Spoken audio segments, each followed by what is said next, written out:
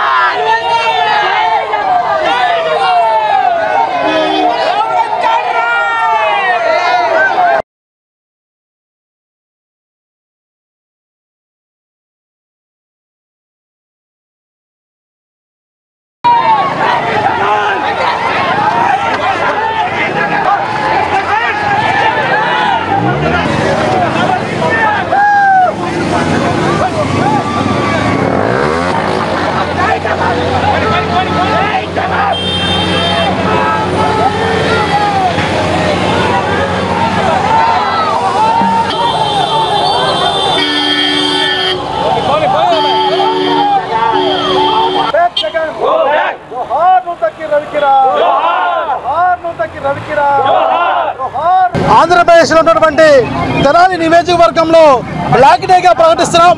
ఎందుకంటే ఈరోజు YS Jaganmohan Reddy and entire team రౌడీలను ప్రోత్సహించడానికి, రౌడీ విజయాన్ని రాజీ వెళ్ళడానికి ఈరోజు ఐతానగర్ ఇచ్చేసి ముగ్గురు వ్యక్తులు వాళ్ళు రౌడీ షీటర్లు, వాళ్ళ మీద ఫోక్స్ చట్టం కూడా ఉంది.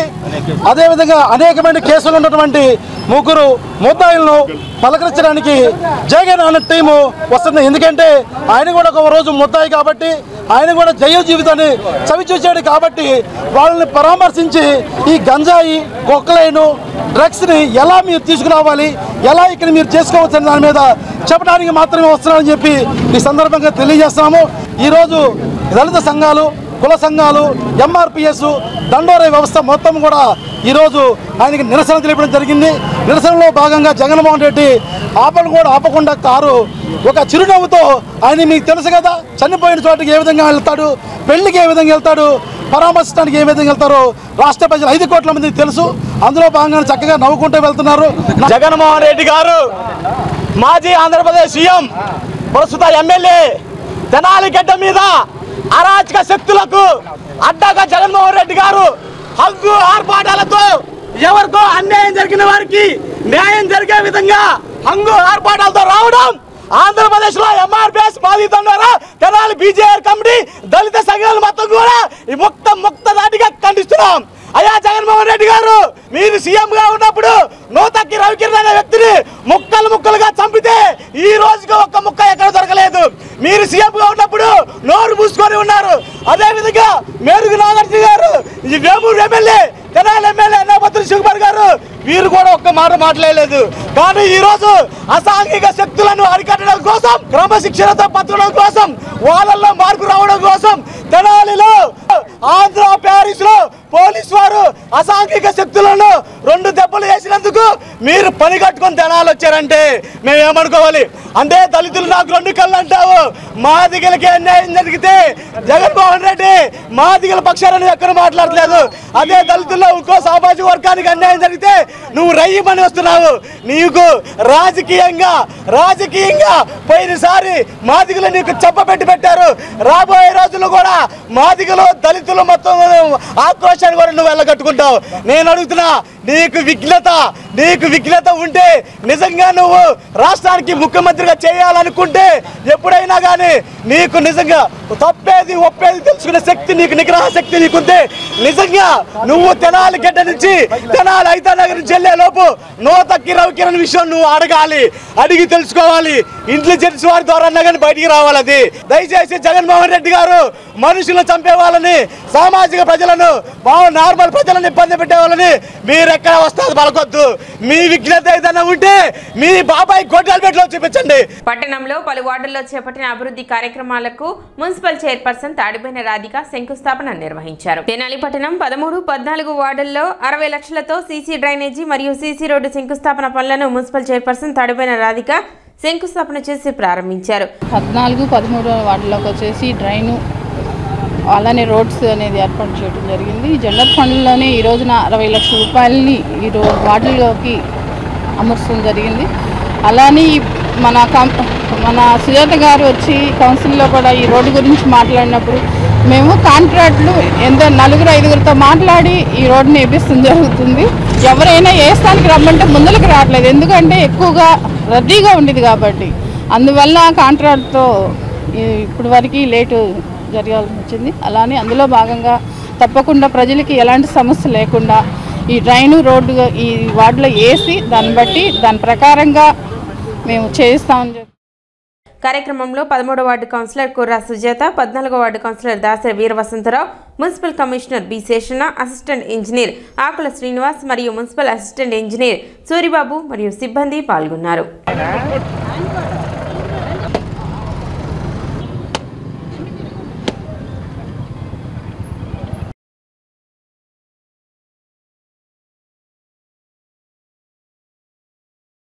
అందరికీ నమస్కారం. మన పట్టణంలో 13 వార్డు, 14 వార్డులో ఈరోజు 2 డ్రైన్లు, 1 రోడ్డు కౌన్సిల్ వారు ఇచ్చినటువంటి శాంక్షన్స్కు అనుగుణంగా గౌరవ సివిల్ సప్లైస్ శాఖ మంత్రుల వారి ఆదేశాలతోటి మన ప్రాంతంలో ఈ 2 వార్డులలో కాలువలు బాగుండాలి, రోడ్డు కూడా చక్కగా ఉన్నటువంటి ఒక సదుద్దేశంతో ఈరోజు ఈ యొక్క ప్రారంభోత్సవాలు అయినాయి. గౌరవ సిపి గారు ఈ 2 వార్డులకు సంబంధించిన వార్డు మెంబర్స్ వారి యొక్క సమక్షంలో రోడ్డు ప్రారంభోత్సవం అయింది.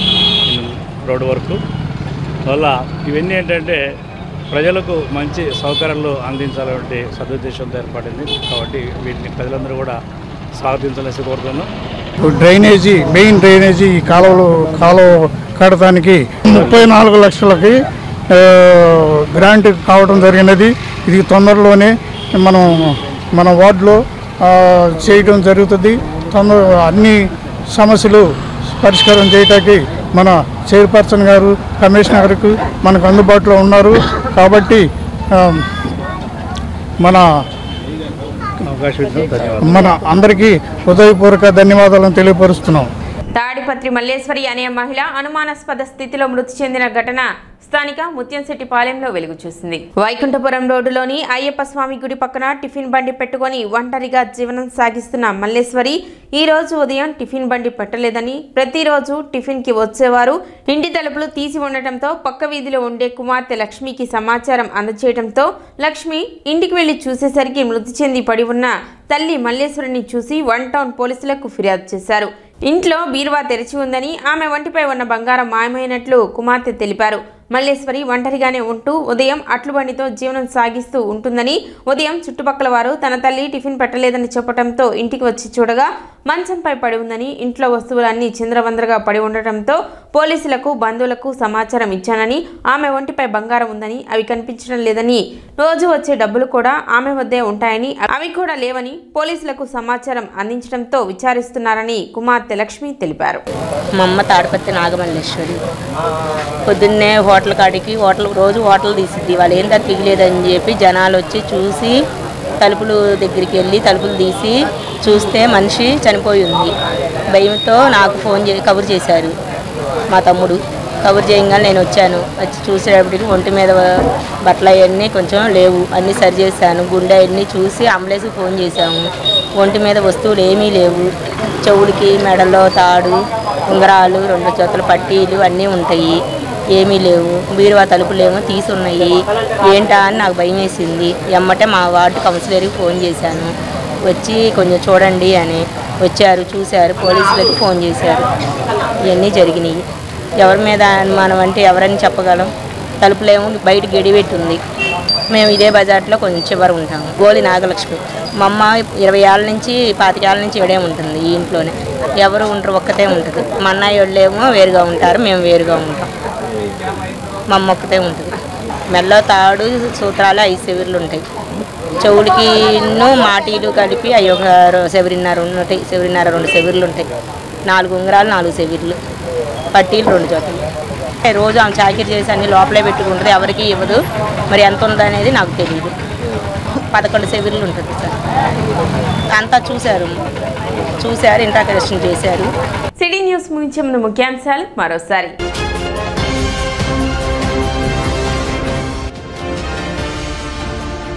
తెనాలిలో పోలీసుల 3rd డిగ్రీలో గాయపడిన యువకుల కుటుంబ సభ్యులను పరామర్శించిన వైఎస్ జగన్మోహన్ రెడ్డి.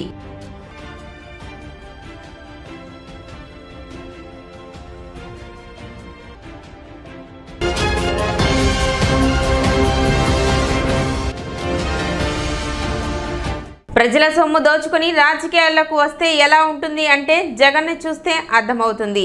జనసేన జిల్లా అధ్యక్షులు గాదే వెంకటేశ్వర్లు.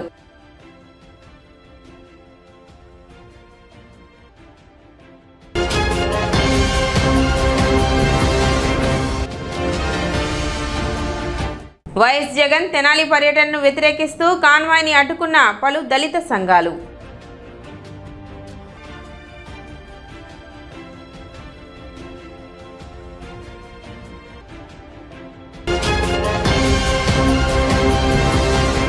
సిటీ న్యూస్ ఇంతటితో సమాప్తం. నమస్కారం.